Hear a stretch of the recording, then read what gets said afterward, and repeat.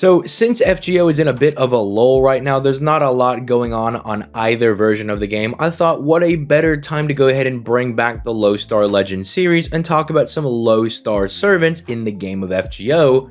And because the last one we covered was Angramani, that means we're looping back to our Sabers because, as you know, we go in order of class. That way no one is left out and we cover each individual class in a row. And well, you guys voted for Saber and Saber Lily won, but you may be saying, well, Saber Lily's a 4-star servant, isn't she? Why are we covering her for the Low Star Legend series? Well, because her stats are actually so low, she's almost been given honorary status as a low star servant by the community, and I thought that was so funny that I'm just gonna go ahead and cover her now. Plus, when else am I gonna get an opportunity to talk about Saber Lily aside from this Low Star Legend series? Because I do think she has some relevancy. Like, yeah, she doesn't do all that much damage, but she can be a relevant AoE Buster Saber for people that do not have someone to fit that niche. And she's technically always available in the Friend Point gacha. You just really have to work hard at getting her. But yeah, technically she is available there at a free NP5.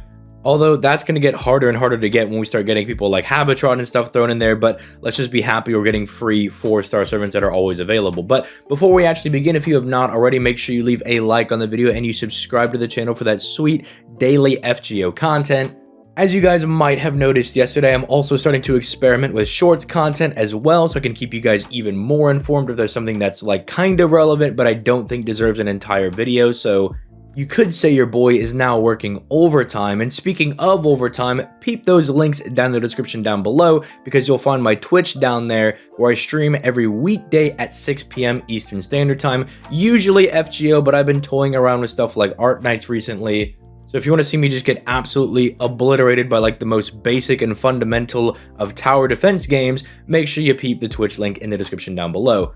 But with all that being said, let's start cracking into Saber Lily, starting off with her hits. Now, she is a year 1 servant. In fact, this was like an on-launch servant, so you really can't expect her hits to be any better than what she already has going for her, because realistically, like one of the only servants that made it away from year 1 unscathed was like Gilgamesh, because they gave him like 5 hits on everything. So frankly, I'm just really happy that she even got 2 hits on her arts cards, right?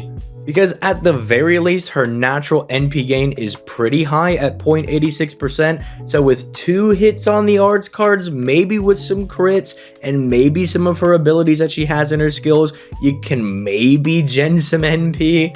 I'm being really nice here because, come on, we're not going to bully Saber Lily. That's just downright evil. We're not going to do that. But it is nice that she has the double Buster cards because she has a Buster NP, so she can Buster Brave Chain for some damage, although, as I mentioned earlier, she's got really low stats, so saying that she's going to be doing just monstrous, destructive damage is really stretching it a little bit. She's definitely going to be one of those servants that is going to be married to whatever supports you have next to her, because she is absolutely going to need people like their Waivers, the Merlins, the Oberons, the Koyan Skies, the people that can just supercharge her NP and kind of keep her in the fight, not only for damage, but just so she can actually fire her NP as well. Thankfully, her skills kind of make it a bit easier for her to get to her NP. They've tried to fix it a little bit, but as we'll talk about going forward, the second and third skill still probably need to be buffed. Arguably, even the first skill probably needs like another buff, but so you guys will understand what I'm saying, let's just start talking about this, starting off with skill 1. So this is kind of nice as is, but again, like I said, probably needs to get a buff. It's dropping 15 stars, giving her a 20% battery, and then buffing the strength of her heals by 50%. This is relevant because she does have a heal on her NP, so it's trying to make that a bit stronger. Again, I would have preferred that if they gave her the normal Artoria mechanic of refunding NP on her NP, but they gave her a heal for some reason. But at the very least, this synergizes with her NP, so I can't, I don't know, be super mad. The stars are decent enough because, you know, she's not genning any stars herself, and the 20% battery is nice, but it's just really unfortunate because moving forward, like after Koyanskaya, if you are an AoE Buster servant, At the bare minimum, you want to be packing a 30% battery, because at least with a 30% battery with like K-scope setups, or say if Koyanskaya clears wave 1 for you, something like that, you can make it work for farming. And let's be honest, being able to be a farmer gives you a lot more viability in this game, because that's like 95% of what you're going to be doing. Ideally, you want a 50% battery, or even like the Arcweed 100% battery, but let's not reach for the stars here. Let's just take what we can get with a 30%. All I'm saying is that it's really unfortunate that they gave her a 20% when a 30% is kind of like the bare minimum you need to kind of be relevant. And why I think it'd be a big deal for her to get that 30% battery is because she's a free-to-play option.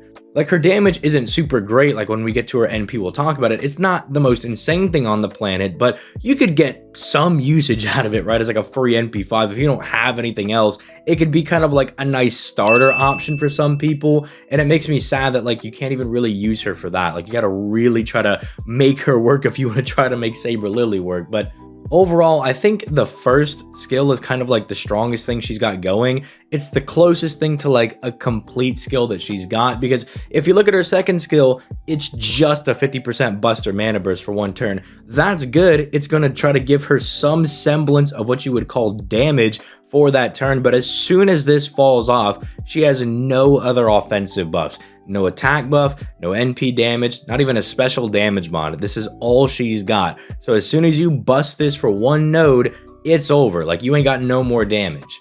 Again, thankfully, a lot of the buster support type servants like Koyanskaya, Merlin, Oberon, people like that are just really, really good, so they could try to help her out if you really want to make Saber Lily work. But they need to start chalking more stuff onto this, because then you even look at her third skill over here. She's giving the entire party 20% NP gen for 3 turns, which I think is a very interesting idea for a charisma instead of giving an attack buff, because it's like younger Artoria. We don't make her do that. We make her more of a support. I think that's kind of a cool idea.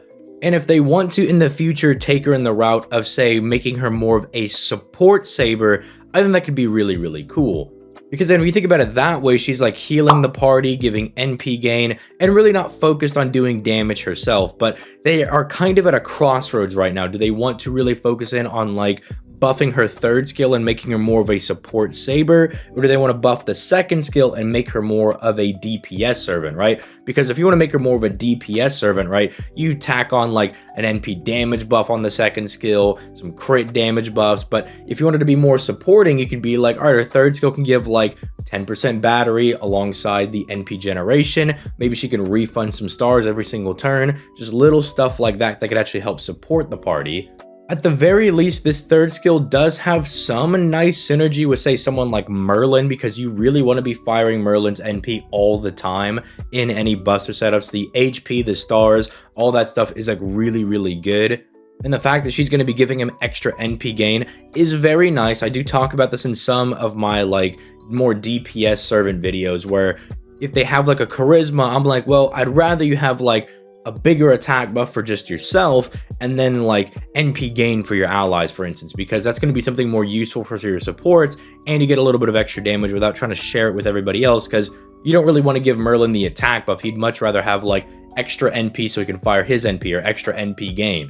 So that's at least pretty good. She's kind of like set up for some success with that. But then finally closing out and looking at her NP, yeah, I kind of already mentioned this before, it doesn't really do a whole lot. Like, it's a big bungus NP, well, a quote-unquote big bungus NP. It's not really doing a lot of damage, again, unless you have that second skill, the mana burst is up, and then it's giving her a 2 to 6k heal, which is absolutely massive. You can get this at higher overcharge levels, which isn't exactly the hardest thing to do in buster setups with like Himiko and Morgan, like once Morgan actually comes out, because they can actually give you overcharge in those setups. I don't know why you would be using Saber Lily with like Himiko or Morgan, but maybe you're doing some like weird lore party with like Morgan, Merlin, and like Saber Lily. You just want to have some fun. I guess that's cool. But all of the other Artorias, and even Mordred, as we just talked about the other day, they all have this mechanic of like refunding their NP on a buster AoE NP, which I think is really cool, but it's also really good as well. Even like the Lancer Artorias have this stuff as well. So it's just really strange that Saber Lily didn't get it, but I kind of understand what they were doing, because Saber Artoria and Saber Lily both released at the same time on the game. They're both on launch servants.